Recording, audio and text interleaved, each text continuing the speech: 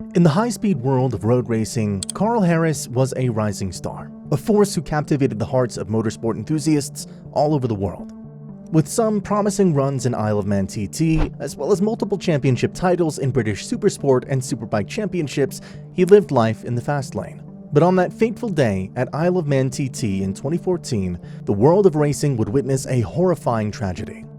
Join us as we cover the remarkable life of Karl Harris and try to figure out the details of that tragic day which robbed the world of racing from one of its finest racers. Karl Harris was born in Sheffield, North England. His introduction to the world of motorcycle racing was far from conventional, and that simplicity is what set his story apart from the typical racer journey. He didn't come from a racing lineage, nor did he grow up with mini bikes waiting for him in the backyard. Instead, he developed his passion through watching races with his family and slowly becoming part of the scene around him. As a teenager, Karl started riding competitively in local and national motorcycle racing events across the UK, starting in the smaller, less-known club racing scene where everyone paid their own way and every lap had to count. The early years weren't easy as the weather in the UK was unpredictable, leaving the circuits often wet and cold. And after years and years of trial and error, Karl started his paid racing career in 1996, moving through the junior ranks and steadily climbing his way up the ladder. He eventually stepped into the European Superstock Championship, where he won the title on a Suzuki GSX R750, which confirmed that he could thrive under pressure. Then, in 1999, he decided to test his skills at an even bigger stage by stepping into the world of Supersport paddock, contesting several rounds and earning a best finish of 4th. A significant moment in his career came in 2001 after returning to the UK, where he entered the British Supersport Championship. While riding Suzuki, he dominated the event and took the title in his very first year. And that wasn't it, as in the year 2003, Karl had returned to Supersport, this time with the HM Plant Honda team, and once again, he reached the front of the grid, clinching the championship title. He backed that up with a second consecutive title in 2004, making him one of the most successful riders in the series during that period. After those years of Supersport dominance, Karl stepped up to the more powerful 1000cc machines, entering the British Superbike Championship in 2002. And though he faced plenty of setbacks during the initial years, the disappointment didn't break his determination. Instead, he kept pushing forward and eventually earned a ride with the factory-backed HRC Honda team in 2006 alongside Ryuichi Kiyonari. During that season at Alton Park, he took a second-place finish, just 0.1 seconds behind race winner Gregorio Lavilla, underlining that he could qualify with the front row.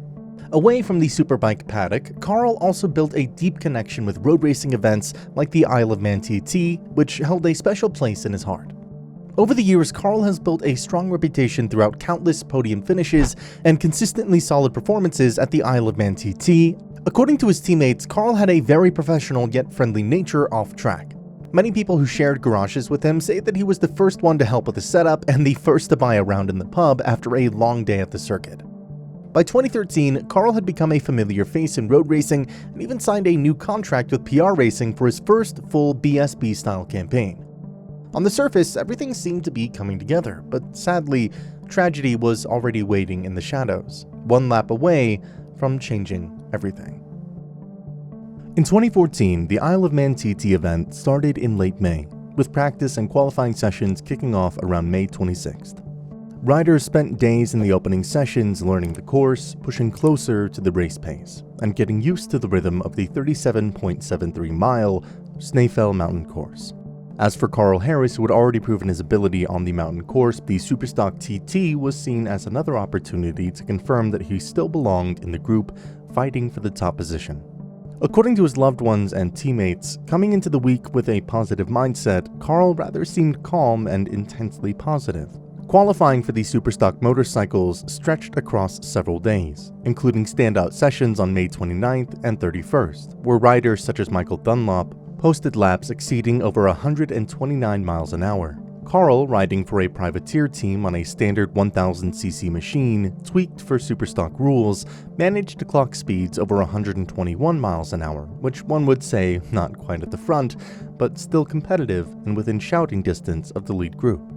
The Snaefell Mountain Course, which loops around the Isle of Man, is infamous for more than 200 corners and the constant presence of stone walls, curbs, lampposts, and variable elevation changes that climb up to 1,056 feet at Snaefell Summit.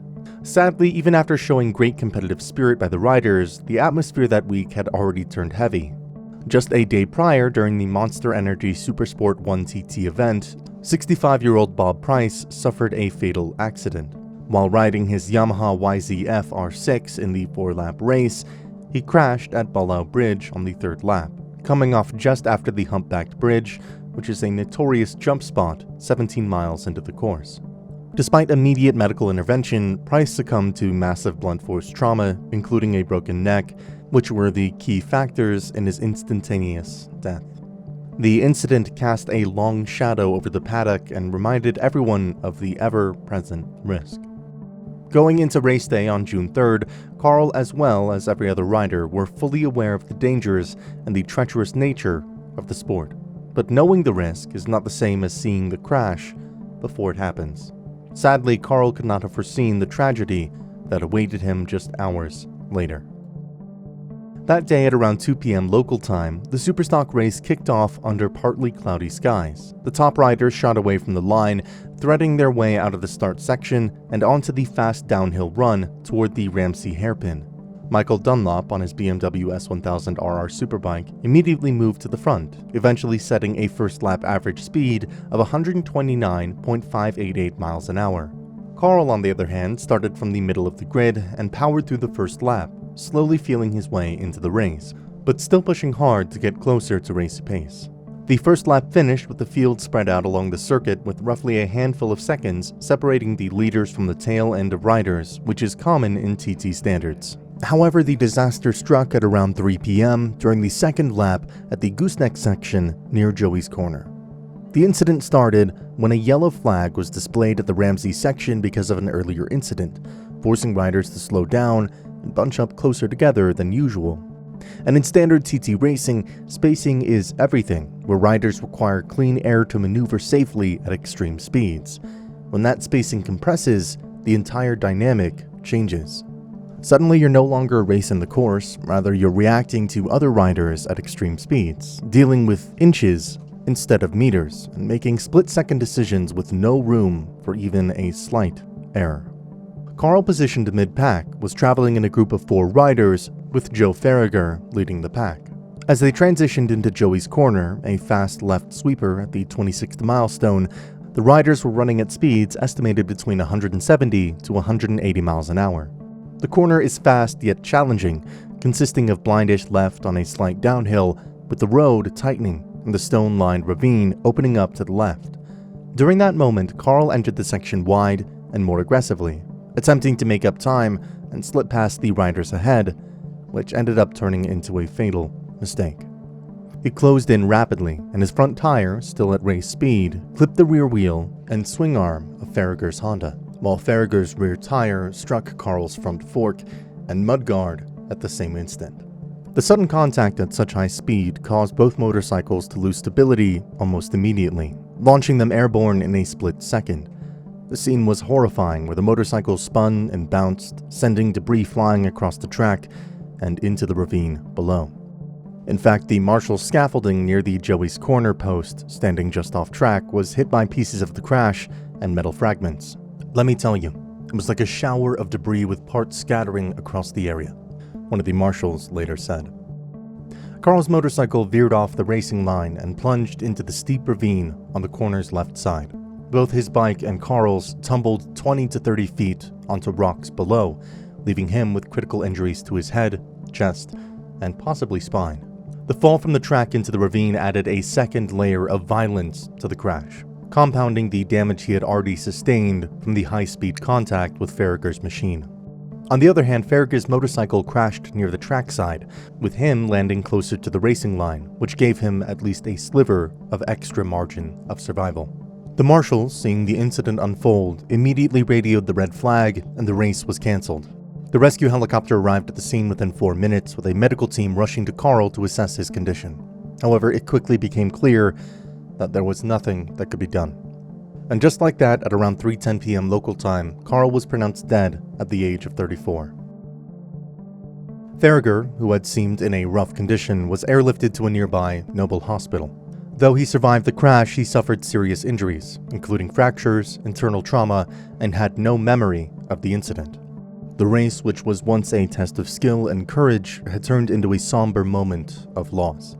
The inquest into the scenario later heard that the collision was the result of a yellow flag-induced bunching, Karl's slightly wider line, and the high-speed contact with Farragher's rear wheel. Investigators found no mechanical faults on either motorcycle, and the coroner ruled the death as a misadventure, meaning a deliberate action that tragically went wrong during racing. On June 6, 2014, just 3 days after his fatal crash, his funeral took place in his hometown of Sheffield, at a local church surrounded by the community that gathered to honor his legacy. After the service, a small but symbolic motorcycle-led cortege moved through the Sheffield streets, winding past local roads where Karl had first learned to ride.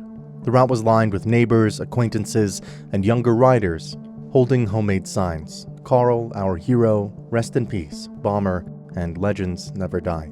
The Isle of Man TT, with its long history of fatalities and triumphs, added yet another name to its somber roll call.